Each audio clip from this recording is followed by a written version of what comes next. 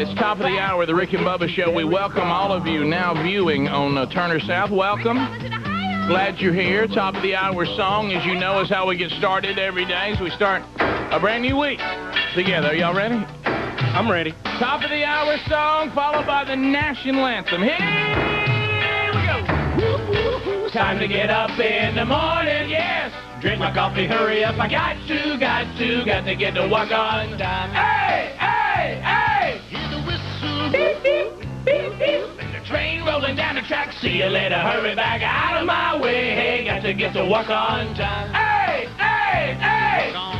Come on now, everybody. Gotta hear it. Oh, my muscles getting big and hot. I'll be sweating like a pig. Got to hurry, scurry. Got to get to work on time.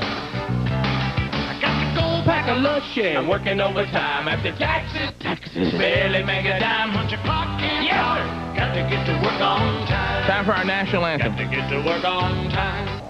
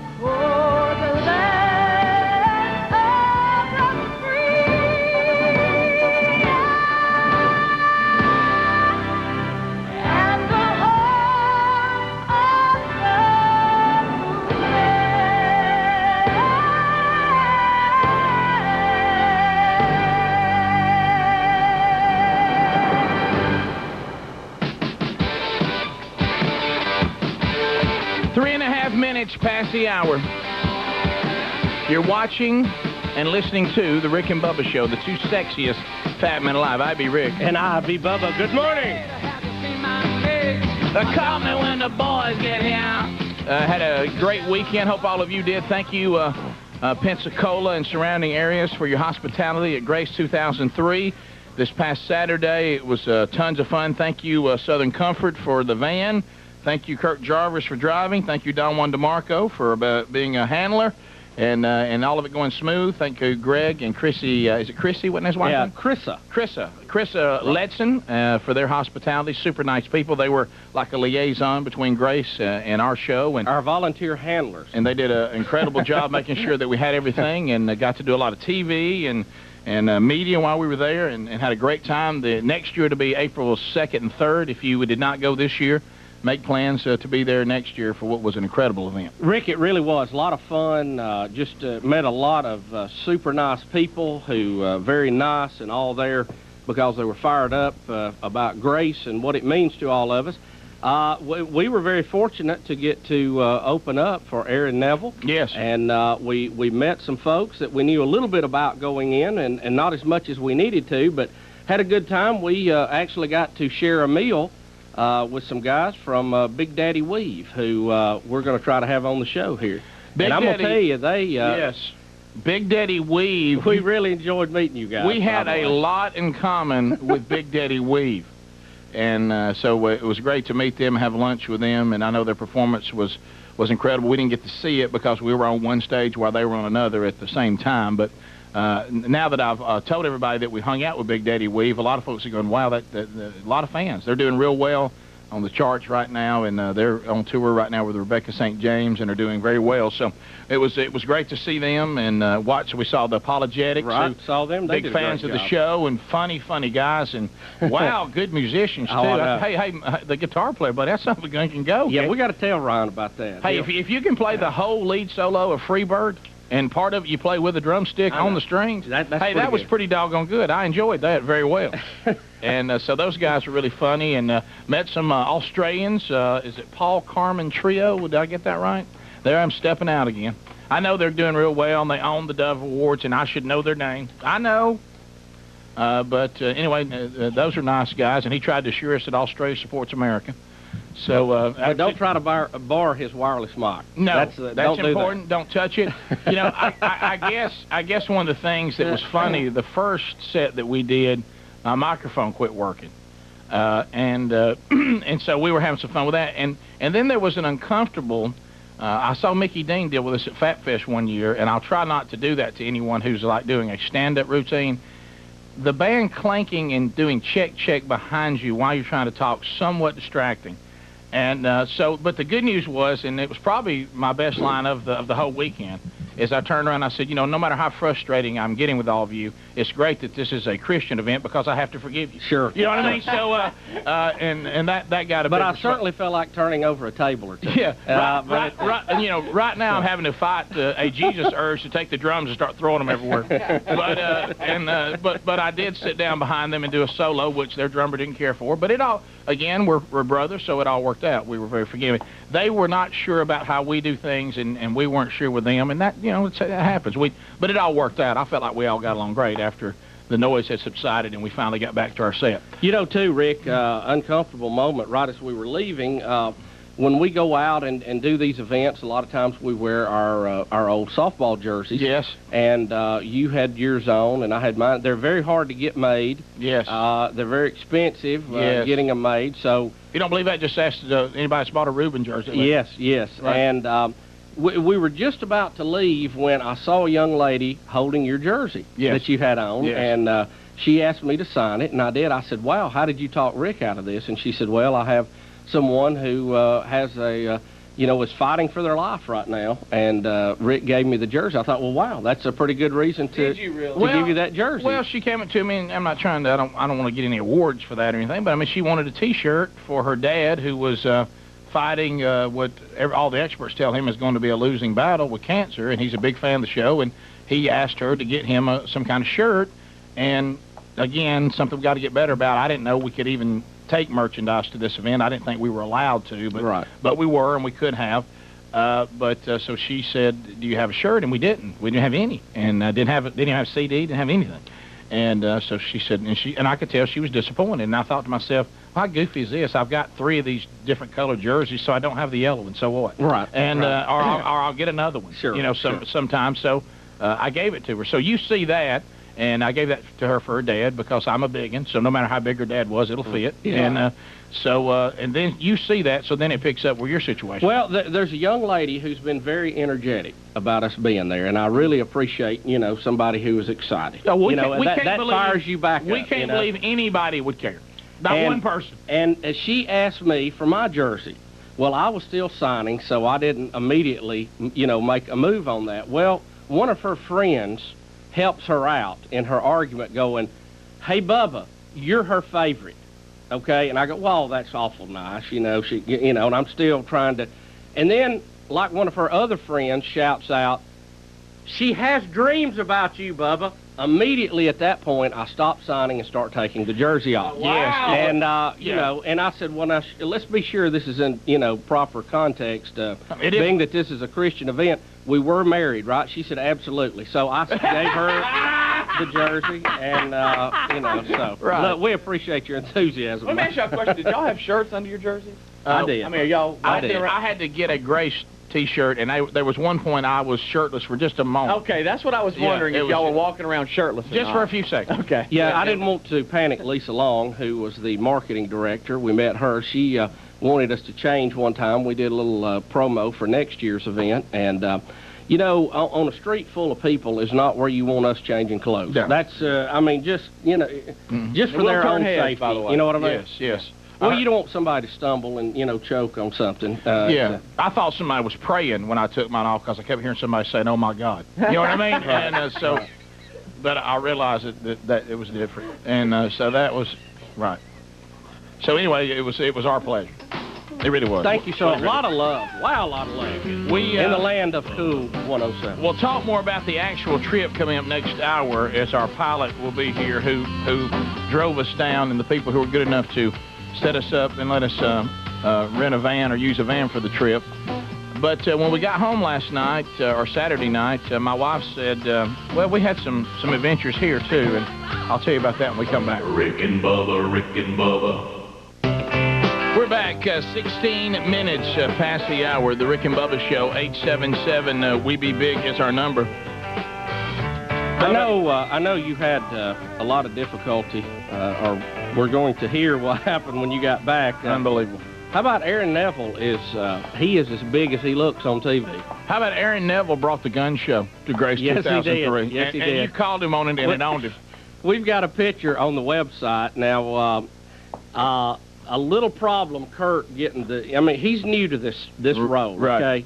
Okay? Getting the picture lined up exactly right. So the top of your head is missing. That's fine. But pay no attention to that. You can see me and Aaron real well. Yeah. But I will tell you this. I know he sings a little bit like Michael Jackson, but he is built like Bo Jackson. Yeah. Well, wow, we were supposed to say that. Well, you know, it got away from me there. And I asked him straight up, are you really glad your mama kept giving you milk? Yeah. I mean, because I had to ask him that. Of course, he didn't think I was as funny as I did, but he was extremely nice, gave us a lot, and of course his talent speaks for himself.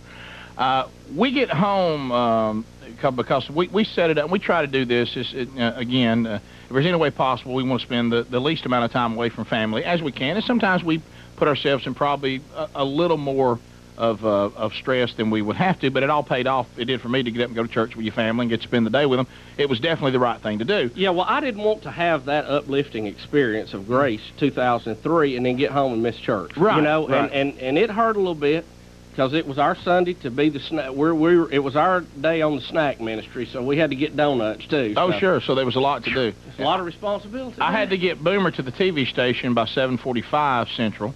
And then get back and get the Killer Bees and the rest of the gang to church. And of course, you know, we came in by the skin of our teeth as usual, but we got there and had a great service. But I come in and I'm tiptoeing through the house and try not to wake anybody up, and was just so thankful for the people who made it possible to get us down there and back in the same day. And so all of a sudden Sherry sits up in the bed, not groggy, not anything. She says, "How'd it go?" And I said, "Well, it went really good." I said, "It was #1, but you know, what we've already talked about." Sure.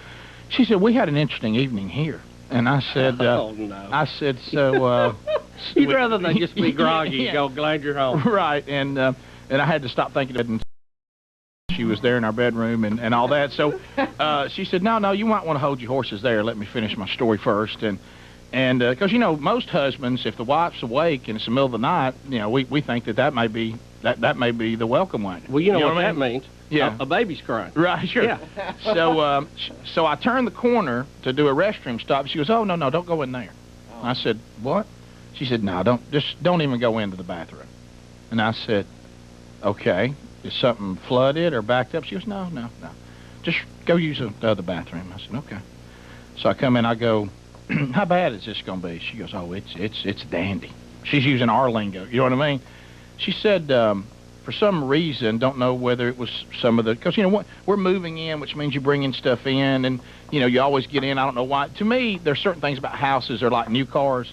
To me, on a new car, if I've just spent $25,000 to $30,000, I ought to get a spare tire. Yeah, you know what I mean? Yeah. You know, you would think, did I not warrant a tire? You know, that kind of thing.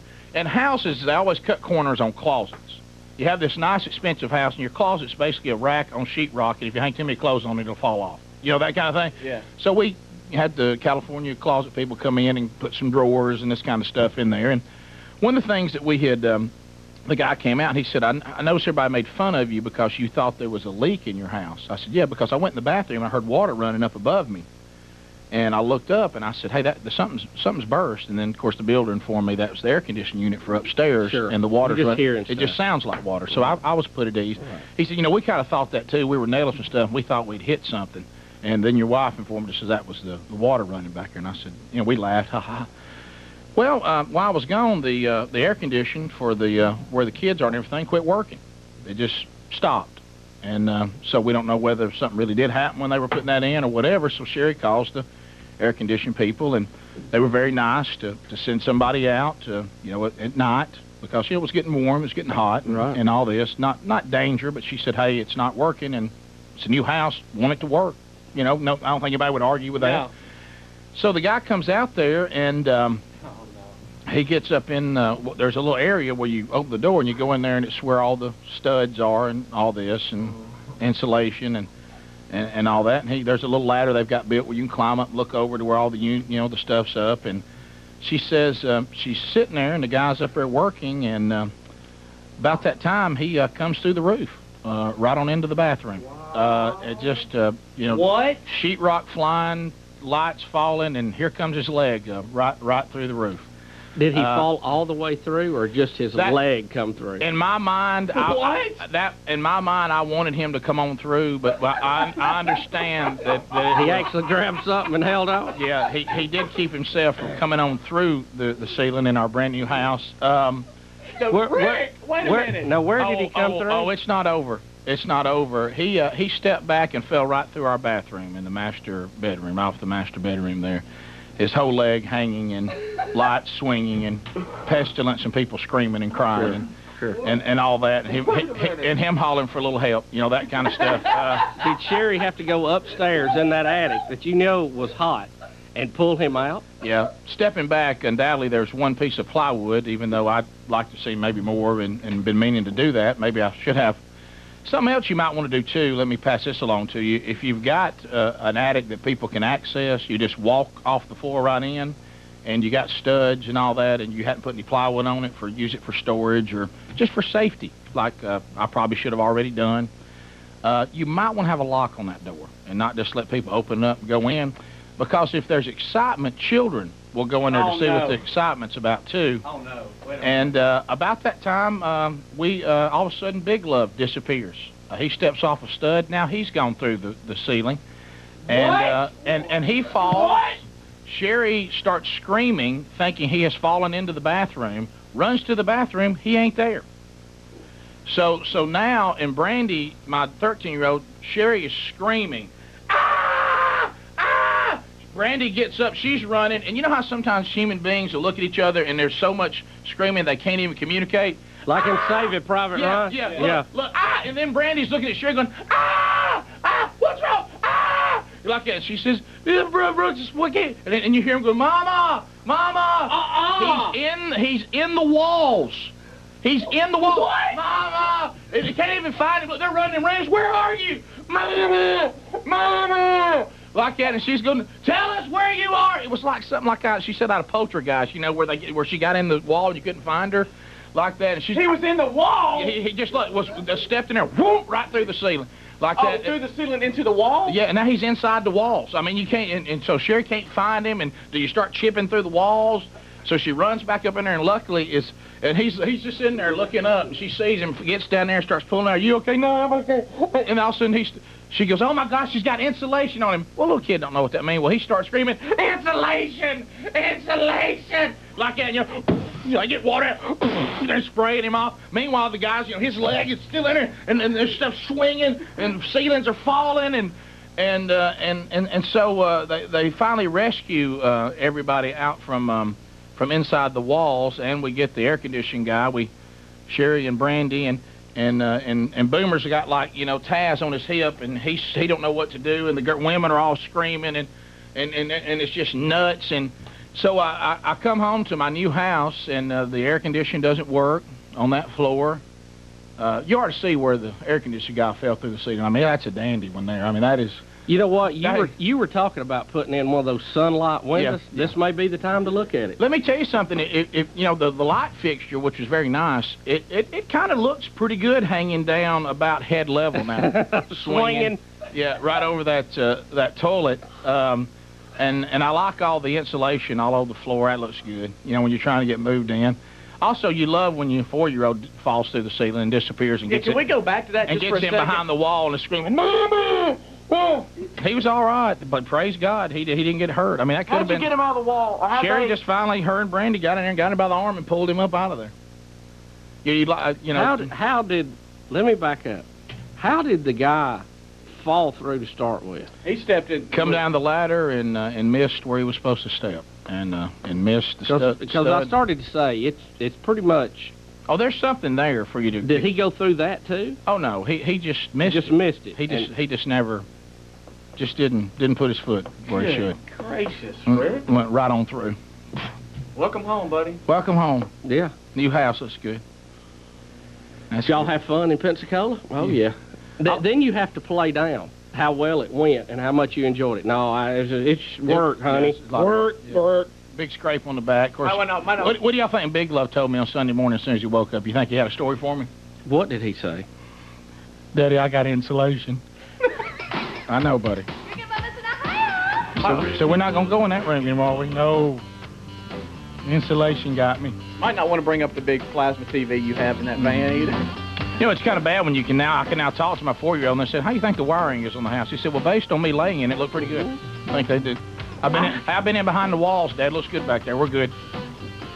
I cannot believe this. Mama! Rick and Bubba, Rick and Bubba. Rick and Bubba, Rick and Bubba. There's no Norman Rockwell would not have done a painting of my family ever. Well, he could have painted, but it might look more like something Vincent van Gogh did. Yeah. Just a little heads up. I will say this: some lessons learned. If it's over the weekend and it's at night and it's getting kind of late and your air conditioning goes out, or heating, whatever, I would go ahead and just suck it up. Get you some fans, move people around the Open a window. Open a window, and try and hold out for the first team. You know, just go ahead and get that A team in there. It's you know, because right now, you know, you really don't have a big hole in your roof in 2 places. Over, you know, that kind of deal. So that's. But have you seen those? I mean, those sun things, you know, where they that's. Well, as long as you got a hole there, I mean, you might as well look at it. Ours is nice now. It's you know, we got a light fixture hanging by a thread. And we there like insulation dust still in the air floating got around? that everywhere. I'm sure it's real good for us, and it's got a nice pink.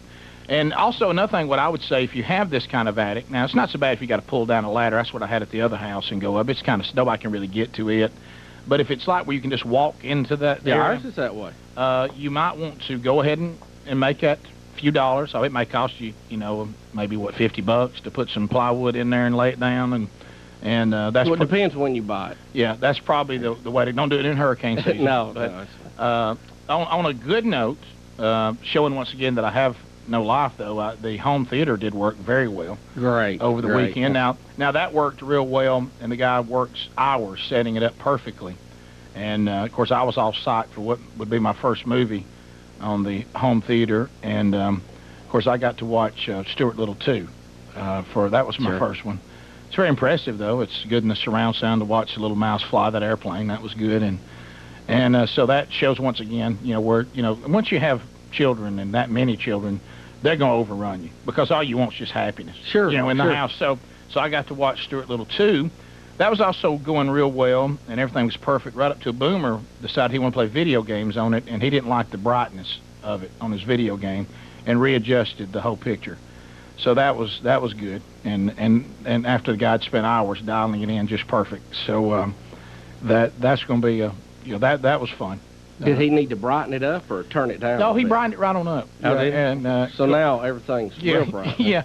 Well, and what's so weird is when you have to make that hard call. I mean, the guy's got it all set up on one little remote control. And I mean, there's like 10 or 12 remote controls over here, and he zeroed them into one. Right. Hang on to those, though. Yeah. Well, that's what Boomer was doing his adjustments with, one he'd found over there. Yeah. And it was kind of an embarrassing moment when I had to get a 12-year-old to come back and get the picture right on it again, because I didn't know how to do it, and he did, and dial it back in somewhat. So that was good. So look, it was just another weekend at the Burgess. It's all number one. We've do you have a plan? I mean, when you have a hole in your roof, well, who do you call first? I mean, what do you do? Well, my first call was a guy who I know can't wait for a year to pass. Is my builder, who I know I'm getting on his nerves. Is he counting the days? Yeah. The builder of my house rules the day that he came in and said, I've got a house laid out here that I think is perfect for your family. In his mind, he thought that was going to be a good experience for him. Sure. And, to build this home. And he might even in the back of his mind thought he might make profit when it's all said and done. There were times I know that he's thought, I wish the first time the Burgesses called up and had the first problem, I wish I'd just taken a bulldozer and leveled it to the ground. Sure. I could have got out better. Sure. So he'll be back. I guess I don't know who. If I guess the air conditioning company covers it. I don't know how that works. Rick, I think now's a key time that you should get out around your house. Yeah. And I know you've had some landscaping done, but look where they pushed up dirt, where they cleared bushes for some small headstones. Yes. Yeah. Just survey that area. Yeah. But did any of y'all think I would get into a new house smoothly? Really? Come on. No. I mean, did y'all been with me for years? Have I ever had anything happen and it runs smoothly? Ever? Name one. It's never happened. The good news about that door that goes out to that area, as time goes on, Sherry will store enough stuff in there that there's no way anybody can get out there. It'll be better than a locked door. Well, you might want to lay that plywood first. I guess that would be step one. So you can actually walk in there and not unless you're very good at balancing it on the. But Rick, there's a lot of things. Might want to get a lock on that door too if you have small children that can just walk right in. Yes. There's a lot of things we probably predicted among the staff that would happen, but your son stuck in the wall probably was not one of them. The fact that I'm always here to catch y'all out just when y'all think y'all got me dialed in. Rick, now he was stuck in the wall. See, how in the world did she crawl up in the attic? Look, I've seen her dive in and save them. I mean, she can do it all. And the best part she said is when they were screaming in the house. Brandy screaming, and Sherry screaming back, Boomer looking around, the air conditioning guy. See, it was hard to get him on the rescue mission because he was still trying to was he dangling too? Did we have both of them hung? No, or was he out? He had just come out and was wandering aimlessly in the yard trying to gather himself after falling through the ceiling. Brandy said she was screaming, "It's an emergency!" And he was like, "Huh?" Like that. She said, it took me a while to get him focused. I said, Brandy. Well, he almost fell through the roof. He was visibly shaking. I said, you realize, you being a lady, you don't understand this. The way the way his leg went through, he took a pretty good shot to the crotch. Yes. Yeah. He's probably trying to walk it off. Yeah, because look, if you're like this and one leg is gone and it's flying through, let's face it, you hit up on that stud pretty good, don't you? Rick, should we put yellow police tape all around your house and just make sure that no one else gets near it? You know what was so funny though? My family, most people would say, yeah, we had a tough time this weekend. One of our kids went out and got stung by a bee. See, we laugh at that kind of stuff. I mean, we'll trump that with, hey, was your 4-year-old stuck in behind the wall? Did he fall through and be somewhere inside the house you couldn't find him? It was like a bad Willy Wonka dream or something. So you just listened for the voice? Is that what she did? Yeah, sure. Okay, but be real quiet. Yeah, and then she finally reached down and rescued him. Tell you one thing though, he won't go back in there. I'll just point at the door and he'll just go. So. Is it true he won't watch the Pink Panther either? No. There's a lot of he just screams insulation now. We'll squirt him down with a hose again. Rick, it could have been worse though. It could have happened over your home theater room. Just think about that. Well, yeah. Well, it could have been worse, but not much. Yeah. No. What I love, though, my family, it starts out early in the weekend, bothered by the light fixture swinging in that bathroom and insulation everywhere. Before you know it, I'm in there with a sit-down reading a magazine. Yeah. Just got, Step right over. Yeah, look, got the light just right above, I'm like, hey, How about this? You can read better. It's closer. Hey, I like this. There's a good fan in here. It's a lot of privacy. So what? You know what? Look, you sit there, get ready to sit down, insulation. Yeah. Don't ever looking for peace and quiet, Rick. Let me tell you what's great about that light hanging right here. You can read really good. I flipped it on. Look, had a good light. Look. You might even get a tan. Right. Let's see what's happening with the war. I may just leave it like this. I might not even fix it. Just tell people that's the way we want it. Huh? Yeah, you got to use the newspaper what to get it all off. What type of decorating is this? Oh, this is the Nazaria look. It's little something we've been working on. See where the J-dam come through the roof? Right. I'll give my home theater. I'll give it 2 weeks before it's completely destroyed. All right, we'll be back. Rick and Bubba, Rick and Bubba.